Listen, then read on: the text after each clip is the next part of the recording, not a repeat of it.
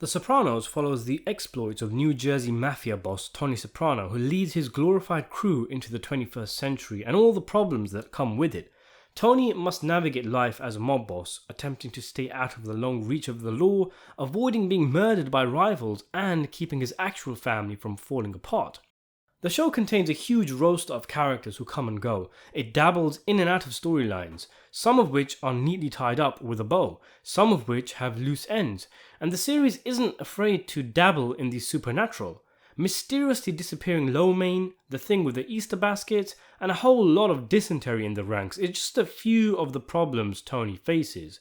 With The Sopranos being expansive as it is with its characters and storylines, and trusting its audience enough so that it allows viewers to come to their own conclusions where multiple valid interpretations are possible, like with the ending of the show, most famously, The Sopranos is one of those shows that lends itself to conspiracy theories now. Always with the scenarios, us Sopranos fans. I mean, just check out my channel. It's full of different theories and breakdowns about different scenes and characters in the show, some of which you may agree with and some of which you may feel are fucking slander, you ask me. But it's a testament to the writing of the show that different people can watch the same storyline play out and come to different conclusions. With that being said, today I wanted to take a look at some of the more interesting Sopranos theories that are out there. Some of these have individual detailed videos dedicated to them on my channel. Some of them will have those details soon, but it's worth mentioning that I am not including any theory related directly to the end of the show, in that whether Tony died and who killed him. Otherwise we'd be here all day. In fact, I have an entire video dedicated to all the major theories as to what happened at the end of the show and who, if anyone, killed Tony Soprano, called Who Killed Tony Soprano? Ultimate Suspect Guide. That video is something of a brother-in-law to this one, as it features a whole bunch of ending theories. Now, in general, I've gone for more grounded theories, ones that might make you go, and accept in your own personal headcanon, as they have more of a chance of being true than, say, Gino from the bakery shop being Vito's evil twin. So let's count down what I think are the top 10 best Sopranos theories. Let me know if you think I've missed any good ones, and what your own list looks like down in the comment section below, and while you're there, consider subscribing to the channel and hitting the notification bell if you haven't already done so. So here we go, the top 10 Sopranos theories. At number 10, Phil Leotardo and Richie Aprile were both gay. Technically this is two different theories, but the general idea is that both men, having spent so long in the can not a peep, eventually compromised. Now, it doesn't mean they are actually gay per se, that they are attracted to men, but that they got up to satanic black magic, sick shit, while they were locked up. And whatever they did in the can, whatever insecurities they have as a result, drive their actions in the show. There's a surprising amount of evidence for this. I made a video detailing the clues, hints and jokes the show drops about Phil. Stuff like him wanting the bodybuilding video turned off and literally coming out of the closet when they're about to kill Vito. Since the release of that video, David Chase was interviewed on the Talking Sopranos podcast, and he more or less confirmed that Phil did have things going on inside, but wasn't self-reflective enough to know about it. It's maybe why he went so hard after Vito, because he was projecting his hatred of himself and whatever he did in the can, which he's ashamed of, onto the parade float. Some theories go even further, speculating that Phil and Vito had a romantic relationship, and he wanted Vito dead so the word didn't get out, but I think that's a bit ridiculous. Personally, I don't like the idea that Phil is gay. It's a bit of a cliche. I prefer him being genuine and blunt in his raging hatred. But there is evidence for this theory, and the creator of The Sopranos even talking about it means it clearly has weight. The Richie thing is not talked about as much, but again, it's a similar situation. 10 years in the can. That's a long time. Long enough to start doing something you never thought you'd do and end up with a whole lot of insecure feelings as a result. He comes out of the can and struggles to get laid. He gets a blowjob with the lights out. He hooks up with Janice. All signs of someone who ain't quite right in the bedroom department. Then there's the idea that his son might be gay, and the pseudo-violence he acts out when doing it with Janice suggests he may have been raped in prison. So they're two complex characters, and all of the little hints in the show can be interpreted in multiple ways. For example, maybe it's the opposite. Maybe Phil went after Vito so hard, in addition to the reasons he mentioned, because he saw men do homosexual acts in prison and he refrained from getting mixed up in that and was disgusted by it. And he was then bamboozled and sickened to see a free man who had access to women doing it, unable to comprehend why Vito would spend time catching, not pitching. This is one of the reasons I prefer him not being gay. I think the character is more interesting and complex that way, but definitely a theory worth making the list. Number 9. Lilyhammer is Silvio's coma dream. Now, as we know, Silvio Dante gets shot in season 6 and the last we see of him is in hospital in a coma with little chance of recovery. Steven Van Zandt, who played Silvio, went on to star in a Netflix show called Lilyhammer about a mobster who has to move out to Norway after testifying against his bosses. It's not a heavy show, it's a comedy, but it does contain references to The Sopranos, like an appearance from Tony Sirico. I can't comment too much because I only watched about 1 or 2 episodes and never got around to finishing it, but the theory is that the entire show is a coma dream that Silvio has while he's out, much like how Tony has a coma dream where he's a travelling salesman. It's a fun little theory, harmless and light. Number 8. Noah slept with Caitlin. Meadow's boyfriend, the Hasidic homeboy Noah, is a character who seems quite full of himself, and on campus he and Meadow are bemused by the behaviour of Caitlin, Meadow's friend, who is homesick and angsty, and becomes overly sensitive to the plight of the homeless and whatnot. At one point, Meadow is not there. Caitlin comes over to Noah's room and asks to stay there. According to Noah, this sentimental motherfucker just cost him his grades, as her constant yapping during his revision caused him to get low grades, and his father subsequently takes a restraining order out against Caitlin. The theory is that Noah actually slept with Caitlin when she came over. I mean, it's not out of the realms of possibility. He's a guy, she's a girl, they're both young and alone in a room. Maybe he ended up exposing himself to something that upset him. The whole scene is kind of strange. Caitlin is unusually chipper when she next sees Meadow, wild, like she's in one of those old Tarzan movies. Maybe Noah had his father put a restraining order against her because, like Phil Leotardo before him, he succumbed to his impulses and did it with her as a one-time stress relief kind of thing. And the grade thing was either a cover story for Meadow or a genuine byproduct of spending the night doing poppers and weird sex with Caitlin. Then if Caitlin ever spilled the beans to Meadow, Noah would just claim she's bitter because of the restraining order. The scene is ambiguous enough that I think this is a legitimate theory, and personally I actually subscribe to it. Notice Noah also dumps Meadow shortly after, and his guilt or insecurity over cheating over her may have been partly why. Maybe it was a hate fuck, as in Noah was frustrated and angry with Tony over the abuse he got. So he took Meadow's virginity and even went as far as to bang her friend. The one downside to this theory is that it makes Noah seem a bit more human, and you're therefore less likely to want to punch his fucking lights out. Number 7. Russ Fegoli is Paulie's father. You can check out a video I did on this if you want a more detailed look at the theory. But Dr. Fago is a high and mighty friend of Hugh, and who insults Tony on Hugh's birthday party. In season 6 of the show, it is revealed that Paulie's real mother was knocked up by a soldier called Russ during World War II.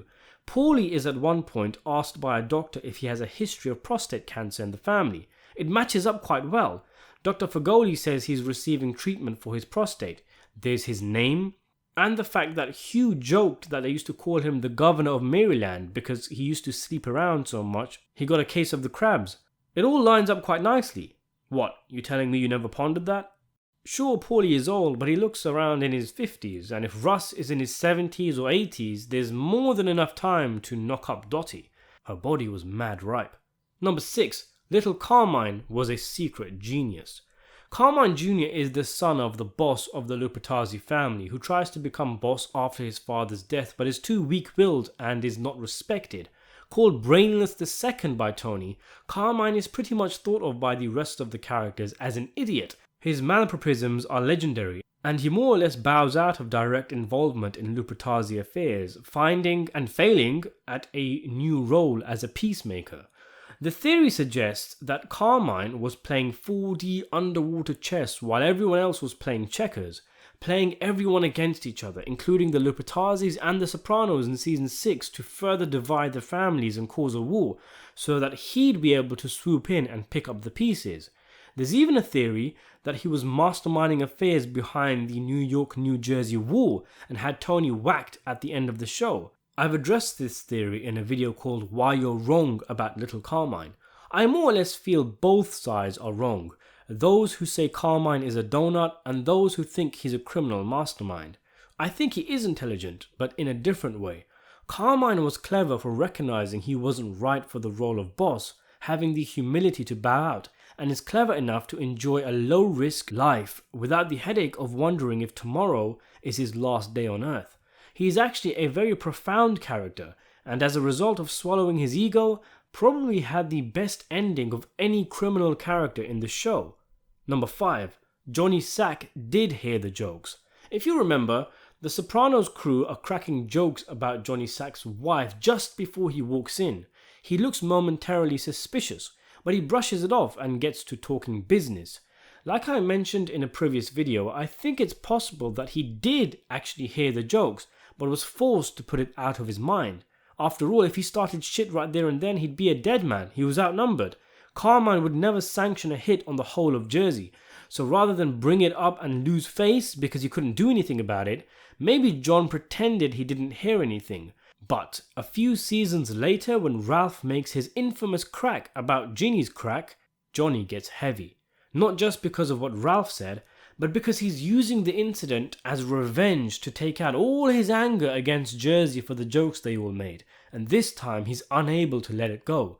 It would add weight, so to speak, to his line to Tony when he says, "No more weight remarks." It's like he just wants people to stop talking about his wife's fat ass, not just because of what Ralph said, but because of what he knows people, including the Sopranos crew, say behind his back, because he's heard it firsthand. Number 4.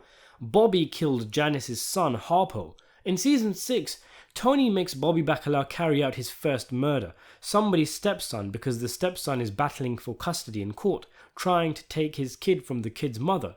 Janice has a son, Harpo or Hal, who's a street person and whose whereabouts and conditions are unknown. The fella Bobby kills has curly hair like Janice. He's the right age, he's a musician. Remember, Harpo was named after a song. The guy is also French-Canadian, and the only other reference to French-Canadian is when Tony brings up Harpo at Janice's dinner. Now in this theory, Tony and Bobby don't know the person they kill is Janice's son, it's just a coincidence, and it makes the theory all the more terrifying and sickening. Now, there's a lot of holes in this theory, the biggest one being that in the final episode it's implied Janice has recently spoken to Hal, as she tells Tony he's changed his name, and is therefore alive. I don't think there's much to this theory in tangible terms, but I like the way it works symbolically, as this entire episode is about Bobby losing his innocence and crossing over to the dark side. After he does the deed, he goes back to the lake house and hugs his daughter. What could be a better metaphor than if the very person who he killed was the actual child of his new wife? This is actually probably the point, that we're supposed to be reminded of Harpo with this character, to be reminded of the innocent family members who get caught up in the immoral lifestyle of the Sopranos, but that doesn't mean it actually is supposed to be Harpo. Number 3. Carmine Sr. did recognize Paulie. This isn't a huge theory, but as we know, Johnny Sack was playing Paulie, buttering him up and saying Carmine asks about him, all to get information out of him. But when Paulie meets Carmine, Carmine doesn't even know who he is, and Paulie realizes he's been played. But as I talked about in a video I made a few years ago, how could Carmine not recognize Paulie? They'd both been in the mob for decades. They would have surely come across each other. They were even present together in the same scene at least once. This led me to conclude that Carmine did actually know who Paulie was but chose to play dumb for several reasons. The first is that he didn't respect Jersey. He thought of them as a glorified crew, so for a Jersey man to come to him directly during a wedding party in front of friends and family was disrespectful for him. Maybe he thought Paulie's ego would have been validated if he greeted him like an old friend, so he didn't want to give him the satisfaction. Then there's the fact that Paulie has broken protocol by speaking directly to the boss of another family without an intermediary, so Carmine disses him. I mean, for all Carmine knows, Paulie might be a rat and is wearing a wire. He hasn't stayed in power this long by being stupid, so he plays it safe and makes out he doesn't know who Paulie is. In any case, the theory does solve what some might consider to be a plot hole, with it being highly unlikely that Carmine didn't know who Paulie is. Number 2. The cop didn't kill Christopher's father.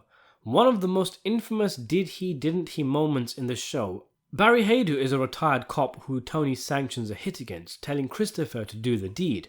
Only he tells Chris that the cop is the man who killed Dickie Moltisanti.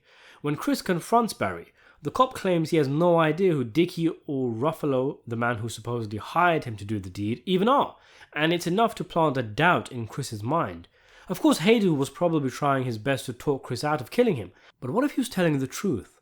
What if he had nothing to do with it and it's just another man who Tony wanted dead?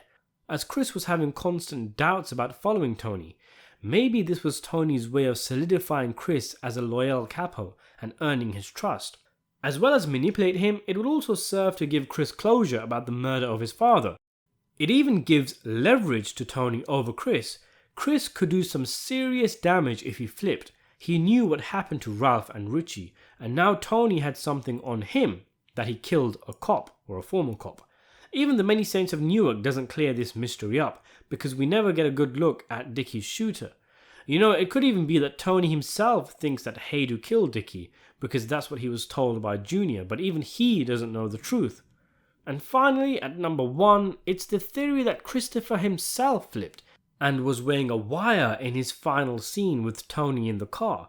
I've got a detailed analysis on this theory in a separate video, but Chris acts kind of weird and jumpy in his last episode, and it turns out he had drugs in his system. But what if Tony actually dodged a massive bullet when he suffocated him, because Chris was actually wearing a wire in his cap, and it's because he was wearing a wire that he was acting the way he was? Why had he all of a sudden started to wear a cap anyway? It's already been established as a means of wearing a wire with Jack Masserone. In a previous episode, Chris flirts with the idea when talking to J.T. Dolan, talking about Giovanni living large in Arizona. So it was on his mind after he was embarrassed by Paulie at the club and no one backed him up. He then kills Dolan in cold blood, and there's no follow-up on the murder. No investigation, no arrest. But maybe the feds did get Christopher on this murder and flipped him, which is why there's no blowback after the death of Dolan. He's got plenty of reasons to flip on Tony, so that isn't an issue. Chris listens to a soundtrack from The Departed, and that is a film all about rats. There's deliberate shots of the cap. Chris turns the volume up when they're talking business, as if he's having second thoughts about criminal activity getting picked up on his wire. And even when the car crashes, it flips excessively. This could be why Chris had a soft stance on Phil, even though he hates him, because rats are encouraged by the feds to keep situations as peaceful as possible. It's a game-changing theory in some ways, as it has huge implications for where Chris was mentally in his final moments, and has something to say about his and Tony's relationship. But ultimately it amounts to nothing, as by sheer chance, Chris flips the car and Tony takes him out for different reasons, never knowing that Chris had betrayed him. In some ways, this theory undermines how evil Tony's killing of Chris is, because it adds something of a justification, even if Tony didn't consciously know it. It shifts focus from Chris being a screw-up, his constant relapses and how drugs would destroy his chance of having a family and taking care of his children, and also Tony's increased selfishness in season 6 with him no longer willing to give Chris any more chances.